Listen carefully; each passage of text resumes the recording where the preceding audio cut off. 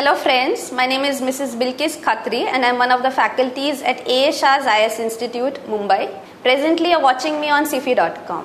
What is this UPSC Civil Services Examination all about? See, when we talk of government at the central level with the Prime Minister and Council of Ministers. We talk of government at the state level with considering it that Chief Ministers and the State Ministers are governing the country. But mind you, these are temporary. They are elected by the people for a 5-year term. 1 year you have NDA government, after next 5 years you have UPA government. But there needs to be administrators who are permanent officers who ensure that the country is administered throughout as such. So these administrators are permanent members of administration and these are selected through a competitive examination at all India level. And that is conducted by UPSC. UPSC stands for Union Public Service Commission, which is an independent body which conducts examination for selecting administrative officers.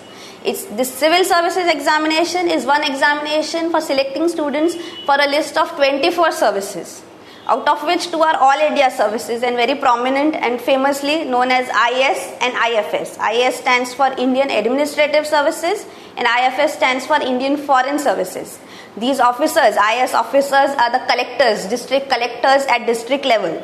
They function under state governments, but they are directly answerable to the central government. These are very powerful officers, and this is a permanent service, a service for which you serve till you retire. And IFS officers are Indian Foreign Service officers who serve the country at international level. They are ambassadors for India. The foreign minister may change every 5 years, but the foreign secretary would be there into services representing India at some country or the other or at international forums, right? So these are the services. There are other services as well, Indian Police Services, IPS officers. Then you have Indian Revenue Services, Indian Audit and Account Services. It's a list of 24 services for which one single examination is held every year, which is called Civil Services Examination. What is the minimum educational qualification and age requirement to attempt the examination? The minimum educational qualification is that you need to be a graduate. Also, this examination allows you to attempt the exam in the final year of your graduation when you're waiting for your results. Even that is allowed. The age requirement is 21 to 32 years of age. So you can attempt the examination throughout this time frame, but there are attempt limits. For general category students, the attempt limit is 6 years. For OBC, the attempt limit is 9 years. You can attempt it for 9 years, and even the age relaxation goes up to 35 years of age. For SC/ST, it goes up to 37 years of age, and also there are no attempt limits.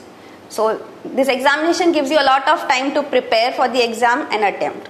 Mind you, it is not a simple examination. You need a lot of time to prepare for it as well. How often is the examination held? The examination is held once in a year, but it is conducted in 3 stages. They are called prelims, mains and interview. The form filling process starts at the start of the year. Around Feb or March, you have the notification coming out for which you are given one month's time frame to fill up the examination form. The fees is very less. It is 100 rupees recruitment fee which you have to pay for the examination, and even that is free for female candidates. There is no fee for female candidates and as well as SC/ST candidates. Plus, after you fill the form, the first stage of the examination is held in August. Then you have the second stage in September and the third stage, which is the interview, in the next year, March. You have to qualify each stage to be eligible for the next stage of the examination within 1 year. How much time does it take to prepare for the examination? The preparation time, I would say you need at least 1 year. Students put in more than a year as well. At our center, A. Shah's, we have batches running for undergraduates as well. Those are people from after class 10th, from 11th, 12th, as well as after 12th from first year degree course. So at least from first year degree course, people who are keen on attempting the examination start preparing. The preparation starts quite in advance. There are huge number of subjects, huge number of books which have to be prepared. So it's better that the student starts preparing at the earliest possible time. But minimum preparation is 1 year before you start the examination, and before you start the exam, you should be prepared for the main stage before attempting the prelim stage. That would be one advice which has to be followed by every aspirant to ensure that they qualify the examination. Otherwise, you enter into attempts after attempts.